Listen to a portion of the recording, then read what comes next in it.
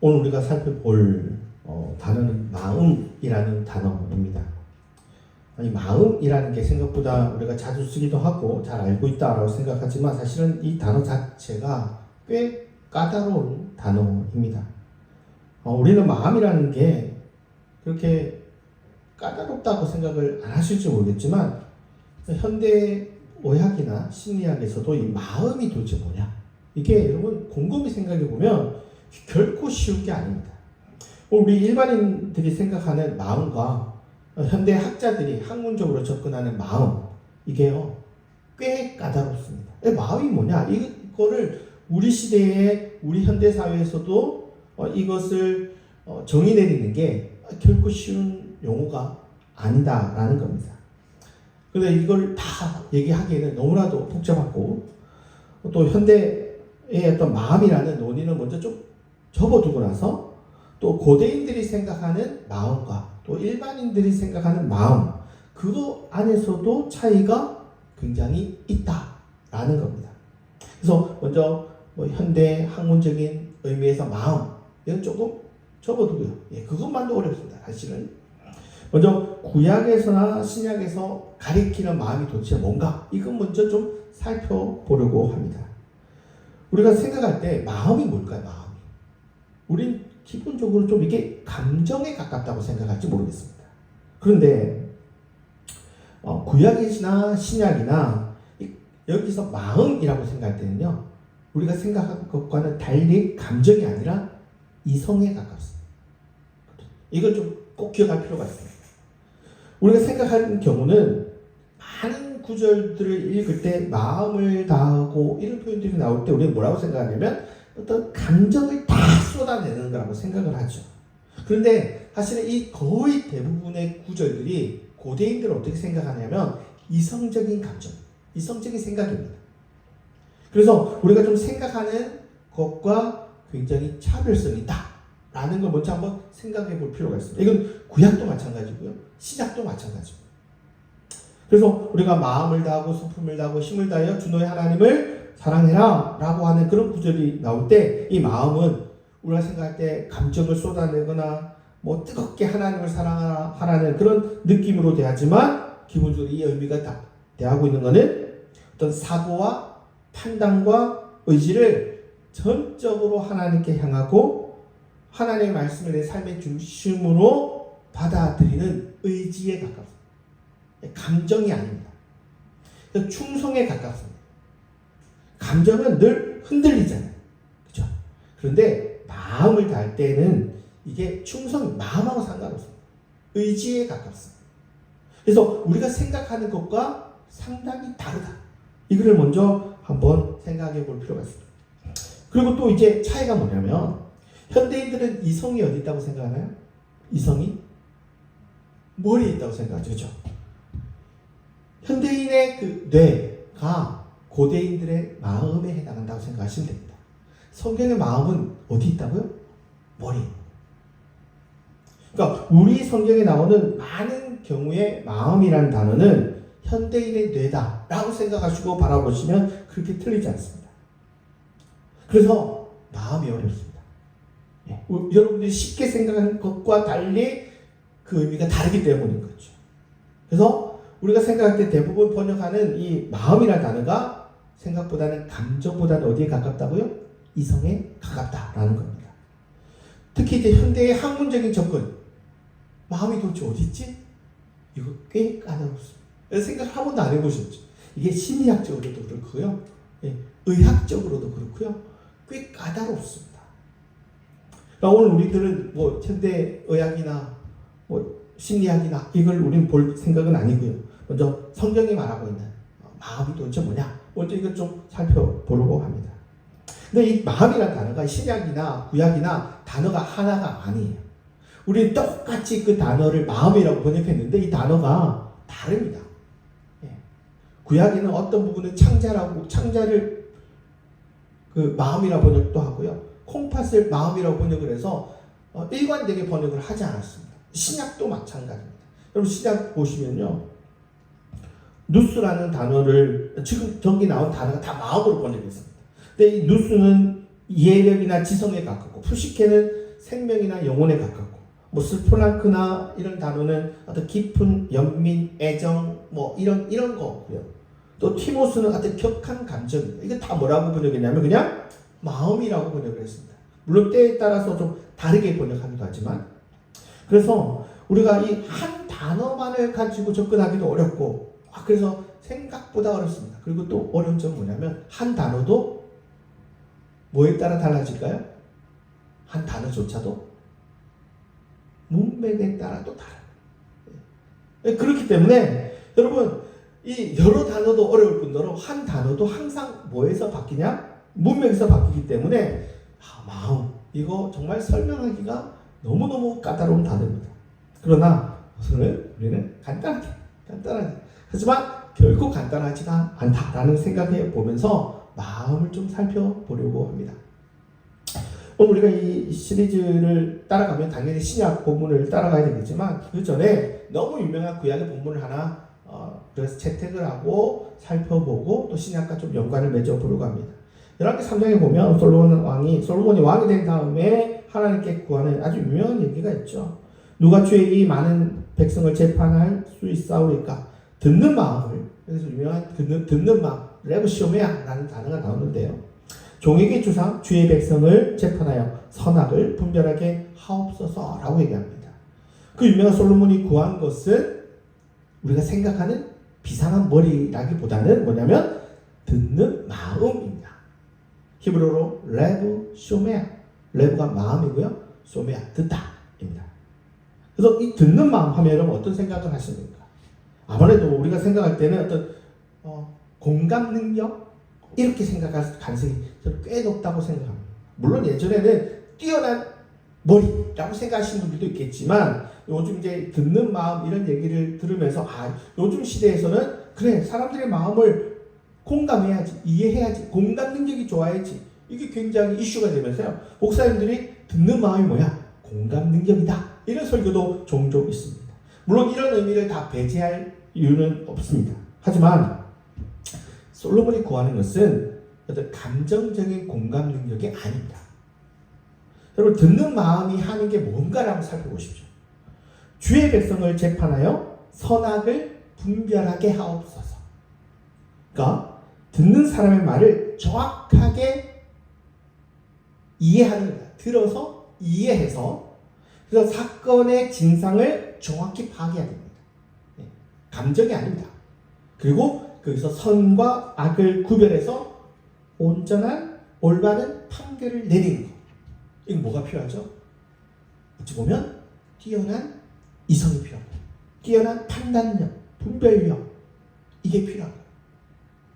그래서 법관들이 하는 게 뭐냐면, 이게 정말 그 모든 정에서 우리가 내리는 것이 정확하냐, 이거 옳은 것이냐, 이거를 따지는 거죠. 그래서 우리가 좀 이 마음이 도대체 뭐냐, 이거를 판단하려고 하면 쉽지가 않은데, 오늘 제가 구약학계 가장 큰 핵을 끈 두 명의 학자를 데려와서 얘기를 좀 해보려고 합니다. 그 중에 한 명은 한스 반트 볼프, 뭐 이런 그림들이 있습니다. 한 명이 한스 반트 볼프라는 학자입니다. 저희 선생님의 선생님입니다. 그래서 구약성서에서 인간학이라고 하면, 구약성서의 인간학이라는 아주 유명한 책이 하나 있는데, 그 정말 큰 어떤 핵을 끈, 그러니까 이 학자 이후에 이전의 책도 없고 이후에도 이 책을 넘는 책이 거의 없다고 할 정도의 아주 거장의 책이 하나 있습니다. 한스 반트 볼프의 구약성서 인간학이라는 책이 있습니다. 볼프가 보니까 인간의 마음이 뭐냐를 여러 장면, 구절 다 살펴보면서 가장 기본적인 거는 뭐 여러 가지 의미가 있습니다만, 기본적인 거는 지성에 있다. 지성적 기능입니다. 우리가 성경에 마음이다라고 얘기하는 건 기본적으로 지성입니다. 현대인들이 생각하고 있는 판단하는 기관이 뇌라고 생각한다면, 이스라엘에서 나오는 그들의 생각은 마음이 뭐냐? 거의 뇌에 가깝다라고 생각하시면 됩니다. 성경에서 마음은 지식을 얻고 기억하고 계획하고 숙고하고 결정을 내리는 기관이라고 얘기를 합니다.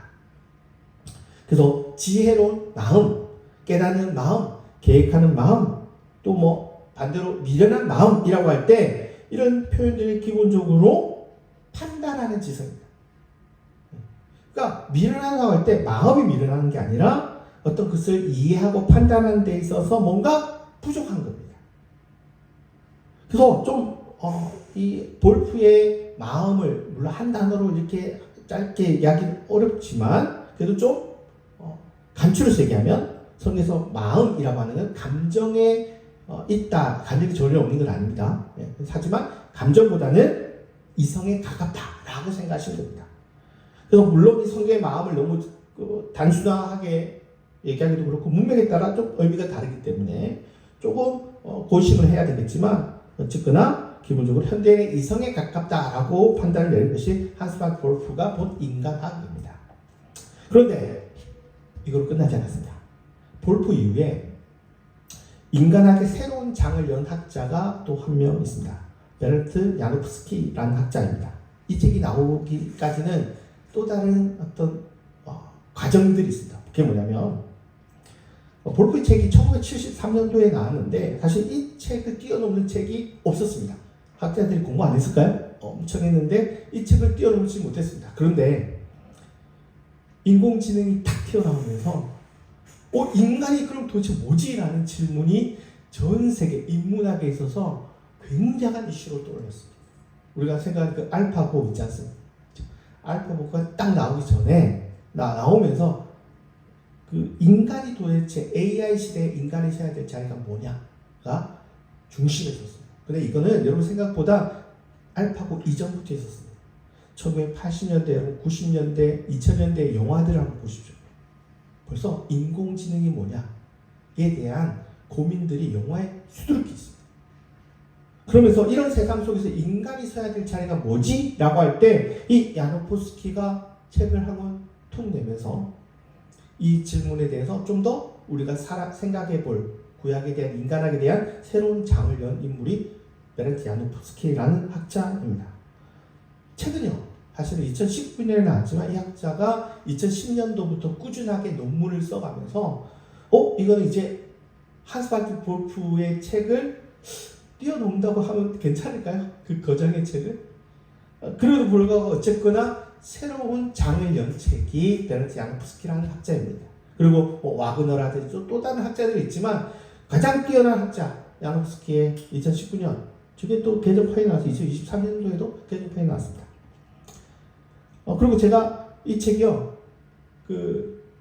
23년도에만 19년도 이 책을 보니까 그 듣는 마음이 없는 거예요. 그래서 듣는 마음은 안 다룬다 보다 했더니 그 전해에 듣는 마음이라는 또 논문을 모아서 또 책을 또 냈기도 했더라고요.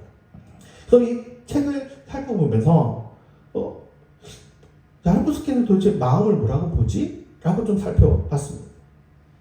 물론 이 야노프스키도 볼프의 기본 의미를 다 따라갑니다. 감정보다는 뭐에 가깝냐? 인지적 기능에 가깝다고 봅니다. 성경에 나온 기능이. 그러나 볼프처럼 마음의 기능을 이성이다, 감정이다 딱 이렇게 자르지 않기 시작했습니다. 구약 성경에서 느끼는 것, 생각하는 것, 의지하는 것들은 볼프는요 다 분리를 시켰어요. 이거는 콩팥은 이거고, 심장은 이거고, 또 창자는 이거고 이렇게 분리를 시켰다면 그게 보니까 분리된 게 아니라 서로 겹쳐 있거나 그리고 마음이라는 어떤 공통된 중심을 갖고 있다. 그러니까 어떤 인간의 한 부위만 따로 볼 게 아니라 세상과 다 연결되어 있다는 거예요. 이게 야노프스키가 본 굉장히 뛰어난 통찰이었어요. 사람이 어떤 현실을 만나면 제일 먼저 뭐가 움직일까요? 감정이 움직이죠. 그렇죠? 감정이 움직입니다. 그러니까 무언가를 기뻐하거나 두려워하거나 불쌍히 여기거나 분노하는 감정이 생기죠. 보니까 그러나 감정이 감정으로 끝나지 않습니다. 감정은 현실을 바라보고 해석하게 됩니다. 생각과 판단이 일어나는 거죠. 그리고 그 판단은 내가 어떠한 행동을 해야 될지 결정하는 의지로 이어집니다. 그래서 느끼고 생각하고 결정하고 행동하는 모든 과정이 마음 안에서 연결되더라고요. 구약 성경을 보니까. 그래서 야노프스키는 단순히 마음이 차가운 이성만이 아니라 또 반면에 또 뜨거운 감정만도 아니더라고요. 마음은 감정과 생각과 의지가 만나는 인간의 중심이더라고요. 그래서 여러분 이 한국어에 영어도 뭐 비슷할 것 같지만 마음이라는 게 참 잘 번역한, 잘 만들어낸 단어다. 이런 생각이 들었습니다. 그래서 구약 성경에 나오는 마음과 성경의 마음이 꽤 비슷한데 이런 느낌을 가졌습니다. 여기 우리가 생각했던 그러나 이 마음이라고 하더라도 감정보다는 뭐에 많이 치우쳐져 있냐? 의지나 이해나 지성이 훨씬 더 많은 포지션을 갖고 있습니다. 감정이 배제되진 않고요. 그래서 야누코스키는 이걸 뭐라고 얘기하냐면 넓은 마음이라고 번역했습니다. 넓은 마음. 그러니까 넓은 마음은 세상에서 들어오는 수많은 감각적 기능과 사건을 받아들이고 처리할 수 있는 넓은 이해력이 있는 거예요. 받아들이는 거예요. 그래서 넓은 마음이 뭐냐고 좀 쉽게 얘기하면 더 많은 것을 포용하는 마음이라고 이해하는 것도 꽤 괜찮을 것 같습니다. 세상을 좀 넓게 보고요. 많이 듣고요. 또 그것만이 아니라 그를 보고 깊이 생각해서 받아들이는 마음. 그래서 또 다른 말로 야누코스키는 또 뭐라고 얘기하냐면 공명하는 세계관계라고 얘기합니다. 공명이라는 게 뭐냐면 한쪽에서 울리면 다른 쪽에서 거기에 맞춰서 함께 울리는 거예요. 함께 울리는 거예요.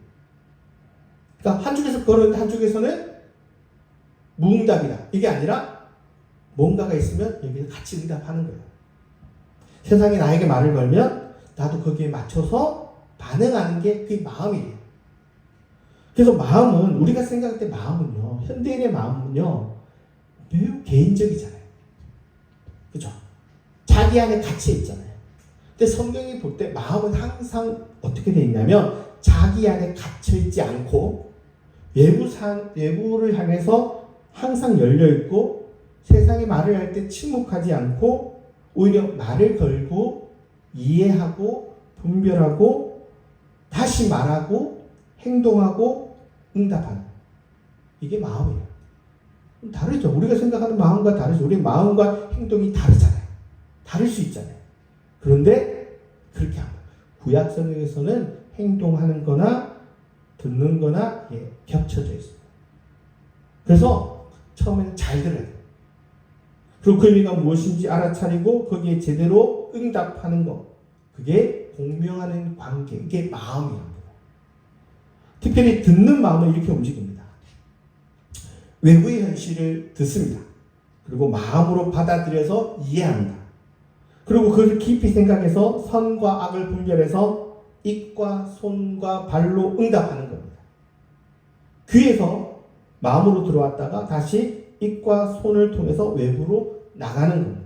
이게 듣는 마음이다 라고 얘기를 하는 거예요.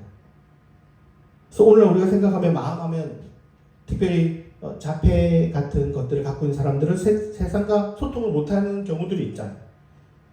내 마음만의 내 혼자만의 내면에서 깊이 갇혀있는 것을 우리 마음이라고 좀 생각을 합니다. 그러나 구약 성경에서의 마음은 그거는 마음이 아닙니다. 마음이 뭐냐면 관계하는 겁니다. 누구랑 관계하냐? 하나님과 관계하고요. 다른 사람과 관계하고요. 그리고 세상과 관계하는 그 중심이 마음이에요. 조금 다르죠. 좀 다릅니다.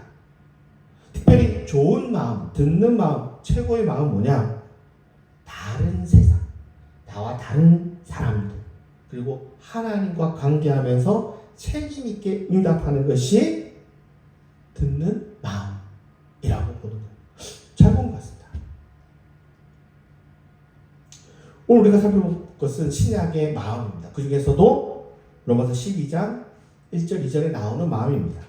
너희 몸을 하나님 기뻐하시는 거룩한 산제물로 드리라. 너희는 이 세대를 본받지 말고 오직 마음을 새롭게 함으로 변화를 받아 하나님의 선하시고 기뻐하시고 온전한 뜻이 무엇인지 분별하도록 해라 라고 할 때 마음이 나옵니다. 마음을 새롭게 라고 얘기합니다. 이곳에 쓰인 단어는 헬라어에서도요 좀 흔히 쓰여지는 마음으로 번역되는 단어가 아니라 누스라는 단어를 쓰고 있는데 이 누스는 판단하는 거, 이해하는 거, 여기에 좀 더 집중된 단어입니다. 그래서 좀 우리가 이 단어를 우리식으로 좀 번역을 하면 이건 정신이나 이해력이나 사고력이나 지성 이쪽에 가깝습니다. 최근에 이제 김순용이라고 하는 아주 뛰어난 신약학자가 있는데 이 학자는 이 구절을 어떻게 번역을 했냐면 지성의 갱신을 통하여 변화를 받으십시오 라고 번역을 했습니다. 여기서의 마음은 우리가 생각하는 마음이 변화를 받았다, 특히 하나님의 은혜를 받았다 이렇게 생각하면 우리는 은혜를 받으면 마음이 뜨거워진다 라고 생각하는데 그게 아니라는 거예요. 오히려 세상을 오히려 더 냉정하게 바라보면서 판단하는데 그게 새로운 반응이랍니다.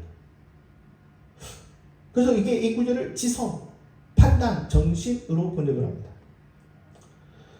세상이 요구하는 뭐냐면 이 구절이 볼 때 세상이 요구하는 동화래요. 이 시대가 요구하는 것에 맞춰 살라는 겁니다. 너희는 이 세대를 본받지 말라라고 할 때 세상은 뭘 요구하냐? 너희는 세상에 동화되라고 세상은 요구한다는 거예요. 그리스도인들이 요구한다는 거예요.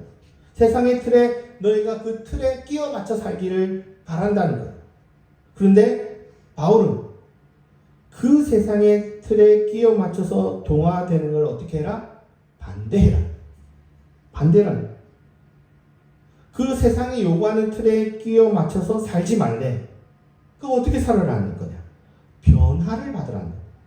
이게 영어로 보면 꽤 재미있습니다. 동화라는 단어가 보면 conform입니다. conform. 그래서 뭔가 맞춰가는 형태를 가리키는, 세상을 우리에게 좀 맞춰달라는 겁니다. 그런데 성경 뭐라고 얘기했냐? 변화를 변화를 말하고 있습니다. transform입니다. 가로질러서 다른 상태로 넘어가는 그런 폼이어야 된다는 겁니다. 외부의 틀, 로마 사회가 만들어가는 그 세상 틀에 맞춰달라라고 세상이 요구할 때 아니다! 반대해라! 새로운 형태로 만들어서 살아가라는 겁니다. 세상의 틀에 나를 끼워 넣지 말라고 얘기합니다. 그럼 어떤 변화가 생기냐? 아나카이노세이투 노스, 지성의 갱신. 이게 누스의 변화입니다. 마음의 변화를 받아. 이걸 통해서 가능하다는 겁니다. 우리말의 마음이라고 부를 때는 단어를 지성이라고 보면 이 누스라는 지성은 무엇이 옳고 무엇이 바르고 판단하고 선택한지 세상과 다르게 제대로 판단하라는, 지혜롭게 판단하라는 겁니다. 세상이 이렇게 얘기한다고 해서 거기에 따라가지 말라는 겁니다. 새롭게 변화를 받은 새로운 냉철한 판단력을 통해서 다른 판단으로 살아가라는 겁니다. 이게 결단하는 새로운 지성입니다. 이 누스는 뭘 얘기하냐? 분별해라고 얘기합니다. 이 단어가 도키마제인이라고 해서 뭐가 진짜고 뭐가 가치 있는지 제대로 판단하는 겁니다. 바뀌어진 지성을 가지고 뭘 하냐? 뭐가 좋은지 검토하라는 거예요. 시험에서 그 가치를 밝혀내라는 겁니다. 쉽게 얘기하면 제대로 된 판단하라는 거예요. 매 순간 올바른 판단하는 능력을 발휘하라는 겁니다. 뭘로? 새로워진 지성, 변화된 지성. 여러분, 신앙은요 감정으로 사는 게 아닙니다. 감정은요 항상 유동성이 있습니다. 좋을 땐 좋지만 나쁠 땐 너무 안 좋습니다. 어디로 갈지 모릅니다. 그리고 그 감정 따라 살다가는 정말 내 관계가 다 깨져요. 그냥 판단이 좀 다른 거죠. 내 감정이 이런 것과 저런 것과 상관없이 어떤 지조 있는 판단을 한다는 거예요. 항상 내가 가야 될 어떤 목표점, 그것을 향해서 끊임없이 추구해 가는 겁니다. 우리의 의지, 이성, 판단, 이거를 본문의 표현으로 얘기한다면 분별하는 갱신된 지성으로 해라는 거예요. 복음은 우리에게 분별하는 지성을 새롭게 만들어줬다라고 얘기를 합니다. 하나님 때문에 우리가 이전에는 그 새로운 그 판단을, 정확한 판단을 할 수 없었지만 하나님의 마음이 우리에게 들어오면서 우리가 이제는 바른 판단, 새로운 지성을 통해서 올바른 판단을 할 수 있게 되었다라고 얘기합니다. 그렇기 때문에 우리 사회에 다가오는 수많은 문제, 다양한 문제에 대해서 너희들이 올바른 판단을 하기 위해서 깊은 숙고를 해야 된다라고 얘기를 합니다. 신약의 표현으로 얘기하면, 12장 이전의 표현으로 얘기한다면 갱신된 지성으로 판단하라는 것입니다. 구약으로 얘기하면 이렇게 얘기할 수도 있겠죠. 듣는 마음이라고 생각해도 틀리지 않은 것 같습니다. 공명하는 마음. 이 단어도 꽤 괜찮습니다. 야노프스키의 표현처럼 세상의 소리를 많이 듣습니다. 그냥 한쪽의 채널만 여는 게 아니라 이쪽 채널 저쪽 채널 다 열어놓습니다. 그리고 새 소리를 듣고 나 그걸로 끝나지 않습니다. 구약 성경이 말하는 마음의 가장 세상과 다른 건 뭐냐면 하나님의 소리를 듣습니다. 사람의 소리도 듣고 하나님의 소리 듣고 그리고 세계의 소리도 듣습니다. 세상 소리, 자연의 소리도 듣습니다. 그리고 나서 판단하는 겁니다. 그래서 공명하는 마음이 이제는 신약에 와서는 어떻게 되냐? 갱신까지 되었답니다. 달라졌다는 겁니다. 더 달라졌다는 겁니다. 더 깊은 숲과 포용이 필요한 겁니다. 종종 사람들이 이렇게 얘기를 합니다. 자로나 우로나 치우치지 말고 하나님만 바라봐라.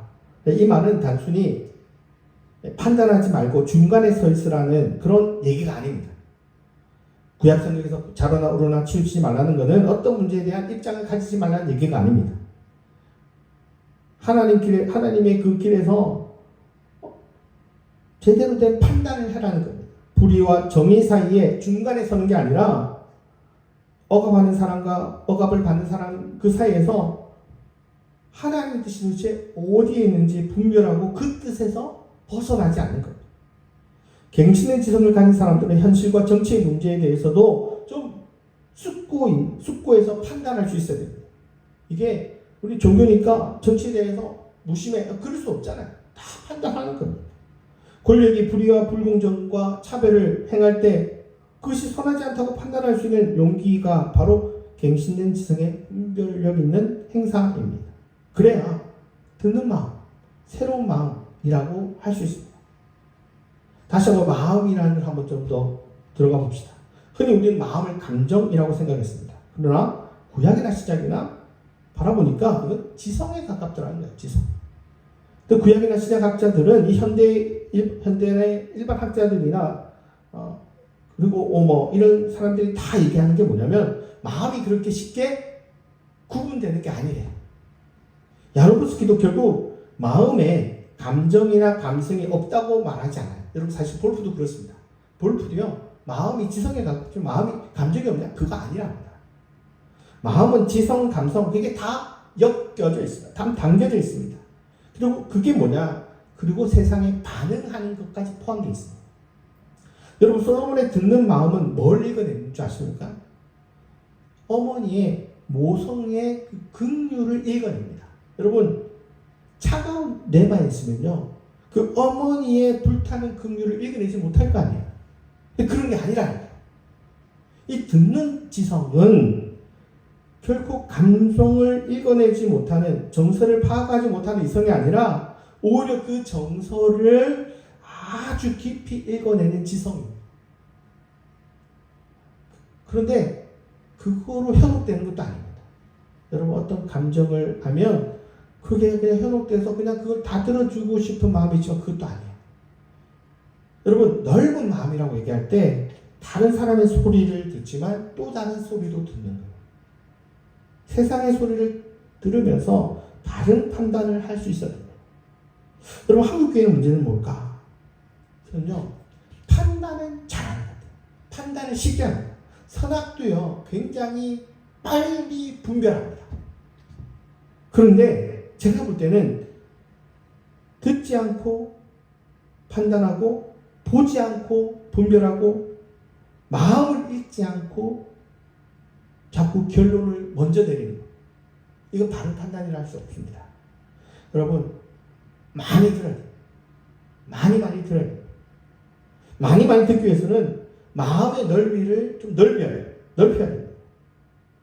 그러기 위해서는 책도 많이 봐야 되고요. 또 나와 다른 세상도 마주해야 됩니다. 그리고 나와 결이 다른 사람의 그 결과도 좀 마주해 봐야 됩니다. 그래야 많이 들을 수 있습니다. 내가 좋아하는 채널, 내가 좋아하는 것들만 보다가는 결국 올바른 판단하기가 쉽지 않습니다. 올바른 판단을 하기 위한 가장 기본적인 것은 뭐냐면 많이 들어야 돼요. 제대로 들어야 됩니다. 레브 쇼메아가 구약의 그 듣는 마음과 그다음에 신약의 아나카이 노세이투 노스 이 지성의 갱신을 가지고 판단하려면요 들어야 됩니다. 여러분 믿음은 결코 생각을 멈추는 게 아닙니다. 여러분 생각을 계속해야 돼요. 믿음은 하나님의 말씀을 들음으로 내 생각이 새로워지고 새로운 지성으로 세상을 다시 판단할 때는 세상의 소리도 들어야 돼요. 여러분 로마서 12장 2절은 아무것도 판단하지 말라라고 얘기하지 않습니다. 하나님의 뜻이 무엇인지 분별해라 라고 얘기합니다. 그리고 그 하나님의 뜻에는 우리가 생각하는 정답이 뭐다 라고 답지를 준 게 아닙니다. 세상은 우리로 하여금 세상의 틀에 우리를 끼워 맞춰서 살자라고 얘기할 때 성경이 그걸 거부합니다. 하나님의 정신으로 듣고 많이 들어야 됩니다. 그리고 이해해야 됩니다. 그리고 받아들이면서 이게 정말 사랑과 자비와 정의와 공의 이게 정확한 게 뭘까? 분별하는 사람이 되도록 우리에게 요청하는 겁니다. 이게 새로워진 마음입니다. 하나님 우리에게 새로운 마음을 주셨는데 그 마음을 잘 사용하시기 바랍니다. 하나님 뜻을 분별하는 새로운 마음 이것을 가지고 살아가는 우리가 되기를 바라겠습니다. 기도하시겠습니다.